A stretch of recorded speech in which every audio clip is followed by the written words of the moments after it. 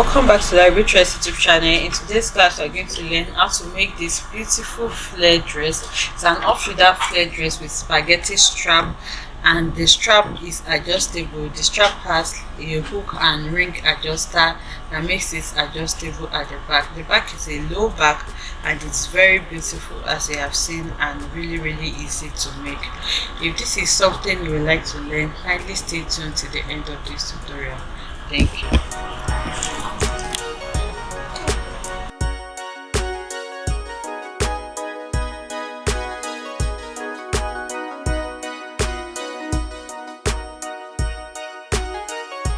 Okay, so this is an off-shoulder flare dress with strap. Okay, so this strap is going to have like adjustable, it's going to be like an adjustable strap. You can see this hook that I have here. It's called bra hook or an adjuster, and it's sold everywhere they sell tailoring material. So that is what we're going to be using to adjust the strap.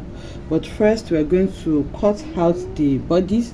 So the bodies, then you're going to be, there are several ways you can actually adjust the strap. I'm going to show you 2 ways you can do that. So let's just get to it.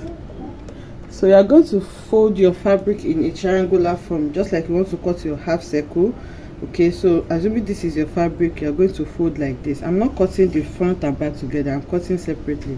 So this is what I have done. You can see, so you just fold in a triangular form like this. So after folding it, now we'll start taking our measurements. So you don't need so much measurement because it's not fitted. So I'll work with my bust measurement first. The bust I'm working with is 40 inches. So 40 divided by 4 is going to give me 10 inches. So here now, from this narrow part, I'm just going to check where I can get 10 inches, which is my bust measurement. So once I have that place, I'm going to take my ruler and then I'm going to draw a straight line there. Okay, I'm starting from this because remember I said it's not an off shoulder. So I'm cutting, you can see this is exactly 10 inches. So if you want to leave like ease allowance to it, you just add like half an inch to it and make it around 10.5 inches before you mark your line. So I'm marking that here. So you don't need your shoulder measurement because this is an off shoulder. That's why I did not start from my shoulder line. So after that, now you're going to get your neckline measurement. That's how off you want it to be. So these bust measurements, now where I have my bust measurements here, I'm going to take that to be my, under my chest line. Okay, so that's my chest line where my armhole sits. So my armhole measurement actually is 9 inches. So I'm placing 9 inches there. So now you decide how off you want to go. So I want to go off by 6 inches. So from the 9 inches, I'll just measure upwards. Where I have my 6 inches, I'm just going to mark it. So that's like marking 3 inches upward. So if you don't want it so off, you can mark 4 inches upward. And then on that point as well, I am going to draw a line there. So that is where my neckline is going to be. So that's my neck depth. So the next measurement you're going to take on this neckline now is your neck width. So for my neck width, I'm going to go with 4 inches. You can use 3, you can use 4.5, depending on what you want to work with. So now I have 4 inches there for my neck width, and then I want it to have like a bit curve. So here I'm just going to come down by 1 inch and then take the curved side of my ruler and then connect it so that I can just have something a little bit curvy. You can leave it straight as well. I hope you understand that. Okay, so now the next measurement you are going to take, if you look at this now, the back of this dress is very low. So because you are going to sew the front and back together, you have to reconcile the side measurement because they have to be the same because of the sewing, so that you can sew it easily. So because of that, now I'm going to determine how low I want my back to be. So you can use like your upper waist measurement as a reference point for where you want your back measurement to stop. So for me, that would be around 15 inches. So you can see I placed my tape rule. This is the neckline, 6 inches. This is the armhole area, which is 9 inches. So here I'm going to mark 15 inches, and that is where my side seam is going to start for the front as well, because I'm going to sew the front and back together. So you can see, so that's the 15 inches. The next thing I'm going to do now is to connect from this measurement, this my neckline measurement, this 9 inches measurement here, I'm going to take my ruler now and then connect it to this side seam. Okay, it's as simple as that. I hope you understand why we're doing this, because we have to connect the front and back together. Okay, so now I have connected this like this. You can use the curved ruler or you can use the straight side of your ruler. So for this now, the next thing I'm going to do is to mark my length, and you can see that I connected from where my neckline stops, so please take note of that. So now for the length from here, now from this 6 inches here, I'm going to go ahead and mark my full length. The full length that I want for this is 40 inches. So from here I'm going to go ahead and mark 40 inches all round. Okay, I'm going to mark 40 inches all around and then connect it. Sorry, camera is not up to that, so by the time I cut it out, I'm going to show us what I am doing. So from there I'm just marking my 40 inches round. So after connecting to the hem, this is what it looks like. You can see I just cut out the hem of my dress. So now the next thing I'm going to do now is to go ahead and cut the neckline. Okay, here, so you can leave like a little allowance here before you cut, and then I'm going to be leaving allowance here. So on this side, if you are worried that it's going to show your boobs, you can connect it in a way that is going to cover up more, just like this. Okay, so there are several ways you can do that, but I'm fine with what I have here. So I just go ahead and cut out. So now I'm going to be using this front to cut out the back. So after cutting it out, this is what the neckline looks like. It's going to be like a U or V kind of shape. Remember we shaped it. So if you want yours straight, you just leave it as it is. So now this is what we are going to have. So the way I folded this fabric, now I'm going to refold again and place this to cut the back. So I have refolded my fabric now. So what I'm going to do is to bring in the front bodice, and then I'm going to place it on the back. So you make sure that the folded point here is where you're folding on the folded point, and the open part, which is going to be your side, is where you're folding by the side as well. So you arrange it very well and then you fold. So if you want a lot of fullness around that area, you can just leave a little space on the folded part so that you can have more. And if what you have there is okay for you, you can just maintain what you have. Of course, it's going to be bigger. Okay, it's still going to be bigger because it's going to have more. The waist cannot be as big as this, so you can use what you have here, or you can just extend this by shifting it a little bit so that you can have a little allowance more over here for your gathers. But whatever you're doing, make sure that you're checking that the hem is enough. Okay, make sure that the length here is going to be enough, especially if you don't want to have joining like me. But if you don't mind joining to your measurements, because the person is 40 inches and Ankara is just 45 inches, so you have to check that. So if it is longer, you can join to it, but I don't want to join to it. So this is where the hem of the Ankara stops, as you can see, and that is where I stopped my fabric as well. So this is what I have now. This is the front on top of the back. So now for the back, you don't have too much to do. Like I said, the hem is going to be the same, so you can just go ahead and cut out the hem first so that we can have something smaller to work with. So I'm just going to shift like this and then grab my scissors, and I'm going to cut out. I'll cut out exactly what I have here on my hem, so you can see. So once I cut this out now, I have something smaller to work with. So now you can see where the side seam for the front started. Remember, we went down by 15 inches, which was here.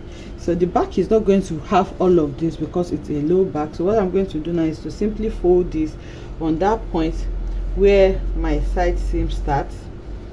Okay, I'll just fold like this, and then I'll make this into a straight line, or you can just cut directly. But in order for you not to cut out your front together with it, so you can make it into a straight line like this for you to cut. So now after making it into a straight line, now let's check what we have here. So here, if I measure this now, I have about 15 inches, and this is on fold for the back. So altogether now I have 30 inches. The actual waist that I'm working with is around 32 inches. So for this 32 inches now, remember that's the full waist. The one that is going to be for the back is going to be half of 32, and half of 32 is just 16. Okay, half of 32 is just 16 inches, and now we have all of this. We have 30 inches, which means is enough for me to gather back to this. I hope you understand. The full waist measurement is 32, which means we have 16 inches for front and 16 inches for back. Okay, so now let me cut this out. So this is going to be my back now. So when I cut this back out now, so all my back, total of the back is going to be 60 inches now, as against the, it's going to be 30 inches, sorry. Okay, you can see the part is going to be 30 inches as against 16 inches that I need. So what I'm going to do is to gather this back to the 16 inches that is going to be for the back. So that's what I meant when I said you don't need to add excess to it, because what you have here is going to be enough. So now we have cut out the front and back. So the next thing I'm going to do now is to go gather this to 16 inches, which is my waist measurement. Okay, I'm going to gather this to 16 inches. You don't need any guardian for the front because we worked with our actual measurement for the front.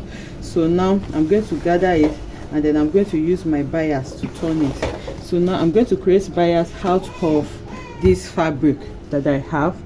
I've cut out this bias strip now. So what I'm going to do for the front now, I'm going to use this bias to turn the neckline for the front, and then for the back I'm going to use my gather foot to gather the back and then turn the back with my bias as well. So I have gone ahead to turn the neckline. You can see this is the neckline for the front, and then I used my bias to turn it neatly. You can see that. So this is the bodice, and this is going to be like the armhole. Remember, we're going to join the back from here, so I'm going to turn this part neatly as well. So this is the back. I have also gathered the back to 16 inches, which is the actual measurement of my back waist that I'm working with. Okay, remember it was 30 inches, so now I have 16 inches, and then I have the allowance to sew on the side.